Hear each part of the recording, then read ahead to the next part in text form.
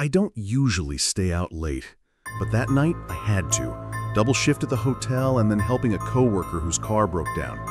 By the time I walked to the bus stop, it was 12:17 a.m. The last bus on Route 86 had come and gone. I knew it. I stood there anyway, too tired to think, hoping some miracle would happen. And it did. At 12:31 a.m., a bus pulled up. Its headlights were dim, more yellow than white. The number on the digital sign read just 86.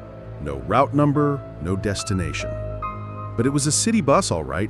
Same color, same design, just older, like 20, maybe 30 years out of date. The doors hissed open, and the driver, a middle-aged man with a cap pulled low over his face, gave me a slow nod. I stepped in. The air smelled off, like damp earth and something faintly sweet, like rot covered with air freshener. Only two other passengers were on board, a woman in a long gray coat sitting stiffly by the window, and a man wearing a suit and no shoes, staring straight ahead. Neither moved. Route 86? I asked the driver. He didn't respond, just shut the doors and drove. I figured maybe it was a shuttle or a special detour. The bus rolled forward, and I settled into a seat near the middle. I pulled out my phone. No service. That wasn't unusual for this part of the city, especially at night, but still, it gave me a weird feeling. I looked around. The lights inside the bus flickered occasionally. The windows showed nothing outside. No buildings, no streetlights, just blackness. I leaned over to ask the woman in the gray coat where she was headed, but when I turned, she was gone. I blinked. There had been only two other people on the bus. Now just the barefoot man remained. I sat still, heart starting to pick up. I looked up front. The driver was humming softly now, something tuneless and low. I looked back at the barefoot man. He turned to me. His eyes were completely black. No whites, no pupils, just voids. "You shouldn't be here," he whispered. "What?" I asked, standing. "You missed the last bus." I turned to the driver. "Hey, stop the bus!" The driver didn't react. I walked forward, grabbed the rail. "Stop the damn bus!" He stopped humming. Then, the lights cut out. Total blackness. I heard the hiss of the door, and then wind rushing in, cold and wet. I heard footsteps, bare ones, slapping against the floor behind me. I ran. I didn't know where, just down the aisle. And then the bus was full. Every seat was occupied now. Men, women, some children, all sitting motionless, faces expressionless, some with eyes open, some closed, some missing. A woman without a jaw, a boy with no hands, just clean stubs resting on his lap. They stared at me, silent. I screamed. I pushed open the emergency door and jumped. But I didn't hit the street. I hit mud. Cold, sucking mud. I pulled myself up and realized I was in a field. A bus sat behind me, rusted, overgrown, clearly abandoned for decades. The windows were shattered. Its frame was nearly collapsed.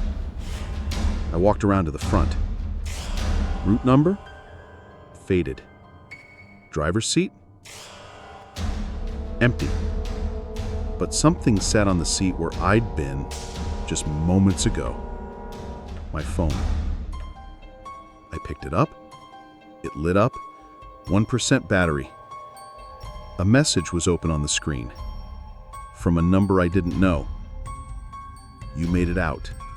Don't ride after midnight again." The phone died. I walked until I found a road. It took hours. A farmer found me at dawn, shaken and covered in filth. Later, I looked up the old bus. It had gone off route one night in 1994, disappeared with all 17 passengers and the driver. The city assumed it crashed into the river nearby, but they never found the bodies. Only the wreck, abandoned in a field no route ever ran through. And people still say, if you wait long enough after midnight, sometimes it shows up. Just for you. But don't get on. Not unless you're ready to stay on board forever. When I first moved into my apartment, the rent was suspiciously cheap for such a decent part of town. It was an older building, creaky floors, yellowed tiles in the bathroom, and radiators that hissed like angry cats. But I didn't care. I was broke, fresh out of college, and desperate. The first time I noticed something strange was during my third night there. I was brushing my teeth, half asleep, when I thought I saw something behind me in the mirror. Just a flicker, a shadow, or maybe a shape. I turned around, heart thumping. Nothing was there. I shook it off. I'd been watching horror movies that week, trying to fall asleep with eerie music still playing in my head. Probably my imagination. But then it happened again and again. Always in the mirror. On the fifth night, I woke up needing to pee. As I walked past the bathroom, I caught a glimpse, no, more like a flash, of a face in the mirror. A woman. Pale. Long dark hair covering half her face. Her eyes were wide, not in fear, in fury. I flipped on the light. The bathroom was empty, but the mirror was fogged, and I hadn't used any hot water in hours. After that, things escalated. Sometimes I'd walk past the bathroom and the light would already be on, even though I never left it that way. I'd hear the sound of someone brushing their teeth, gentle scraping and running water, but no one would be in there. One night, I came home and saw the bathroom mirror had fogged over on its own. Written across it in dripping condensation were the words, "Don't ignore me." I didn't sleep that night. I called the landlord the next day, asking if there'd ever been any strange activity in the unit. He laughed it off. He said, "Old pipes. Steam can do weird things in those bathrooms. Don't let your imagination get the better of you." But it wasn't just my imagination anymore. That weekend, I had a friend over, Mark, the kind of guy who doesn't believe in anything he can't punch. We were watching a movie when he excused himself to use the bathroom. 30 seconds later, he burst back out, pale and sweating. "There's someone in your mirror," he whispered. I asked what he meant, but he shook his head. "Nope, I'm leaving. Get this place blessed, man." After he left, I cautiously opened the bathroom door. The light was off. I turned it on and stared at my reflection. Just me. But then I leaned closer and I saw something I can't explain. There were fingerprints on the inside of the mirror. Smudged streaks, long, narrow fingers from the other side of the glass. That night, I tried covering the mirror with a towel. It didn't stay. I'd wake up and find it on the floor or hanging askew like someone had pulled it down. Once, I duct taped the towel in place. I woke up at 3:33 a.m. to find the bathroom light on, the door wide open, and the towel torn completely in half. Clean through the middle, as if cut. And the mirror? Cracked. Hairline fractures spidering outward from the center. I moved out the next morning. But the story doesn't end there. About 2 months later, I got curious. I was still traumatized, still having nightmares about fogged glass and angry eyes, but something in me needed answers. So I did some digging. The building used to be a boarding house in the 1940s. One of the tenants, a woman named Grace Halberd, reportedly had a breakdown. She was found dead in that very apartment, my old unit. Slashed wrists in the bathtub. But here's the disturbing part. The original reports say that she had written something on the mirror before she died. Same words. I saw. Don't ignore me. I called the building management again, told them what I'd found. They didn't respond. I called again. Still nothing. So I paid a visit. A new guy was working the desk. When I told him what I was asking about, he got quiet. Then he said, "You're not the first tenant to ask about her. People complain about that unit all the time. We stopped renting it out. It's storage now." I asked to see it again. He refused. I left shaken, but validated. I hadn't imagined it. That night, back in my new apartment, I went into the bathroom to brush my teeth. I didn't think twice about the mirror until I leaned down to spit, and when I looked up, it wasn't my reflection looking back at me. It was her. Same pale face, same wet, tangled hair, same black, hollow eyes. She was standing inside the mirror, and she was smiling. The mirror shattered before I could scream.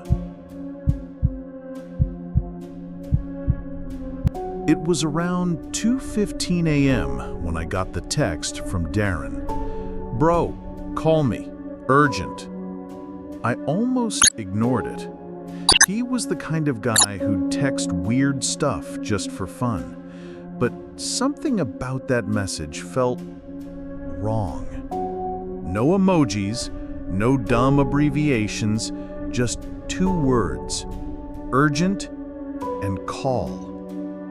I called. No answer. I tried again. Straight to voicemail. I figured maybe he was drunk or messing with me. I tossed my phone aside and went back to gaming. But then I saw the second text. "Something's in my house." I froze. That wasn't a prank. Darren wasn't the scared type. He'd joked about ghosts, played with Ouija boards, even dared people to visit haunted spots with him. For him to say that? Something had to be seriously wrong. I called again. Nothing. So, I got in my car and drove. Darren lived about 15 minutes away. His parents had moved to Florida last year and left the house to him while he worked a night shift job at a local warehouse. But that week, he'd taken a few days off to recover from a bad cold. When I pulled up to the house, all the lights were off. The porch light was flickering, on, off, on again. I rang the bell, knocked, yelled his name. No response. Then I saw his car in the driveway. He was definitely home. I walked around the side and tried the back door. Unlocked. The house was dead quiet inside. No TV, no music, no sound at all, except for the faint hum of the fridge. I took out my phone and texted him. "I'm inside. Where are you?" No reply. I climbed the stairs slowly, heart thudding. I wasn't scared yet, just tense. His bedroom door was slightly open. I pushed it. Empty. But the bed looked slept in. And his phone? It was on the floor. Screen up, flashlight still on. The last app open, was the camera. And the most recent file? A 14-second video. I hesitated, but pressed play. It was grainy, shaky. Darren breathing heavily, whispering, "I don't know what it is. I hear it in the hallway. I thought it was the pipes, but it's getting louder, like scratching, like nails." He turned the camera toward the door. Just shadows. Then the video glitched, and a distorted face appeared for a single frame. Not human. Eyes black, mouth stretched too wide, skin pale like old meat. I dropped the phone. Suddenly, from downstairs, I heard it. A scratch. Then another, long, drawn out, like something with claws was dragging them along the wooden floor. I didn't call out. I didn't run. I just backed into Darren's room and locked the door. Another scratch. Closer now, moving through the living room. Then a thud, like something heavy climbing the stairs. Step by step. Each creak of the wood was slow, deliberate. Then, silence. I held my breath. The doorknob to Darren's room twitched. Once, twice. Then it turned. I backed away, grabbed a baseball bat from under his bed. Just as the knob twisted again, harder, I heard a voice from the hallway. A whisper, clear as day. "You saw me." The door stopped moving. Footsteps retreated, slowly, carefully, down the stairs. Then, nothing. I waited. 10 minutes. 20. Finally, I cracked the door open and peeked into the hallway. Empty. I bolted downstairs and out the front door. I called the police from my car. They searched the place, top to bottom. No signs of forced entry, no Darren, no blood. Just his phone and the video. They questioned me for hours, but eventually they let me go. Darren was declared missing. Weeks passed. Nothing. Until last Friday. I was scrolling through Instagram when I saw it. A new story posted from Darren's account. It was a photo of me, standing in his hallway that night, looking terrified. But I never took that photo, and Darren was gone long before it could have been taken. I reported the account, told the cops. They dismissed it as a hacker. Probably someone playing games, they said. But that night, I got a text from Darren's number. "It's your turn now." I smashed the phone, but it didn't help, because now every night since, I hear scratching at my bedroom window, even though I live on the 3rd floor. And sometimes I wake up to find photos on my phone. Photos I didn't take of me sleeping.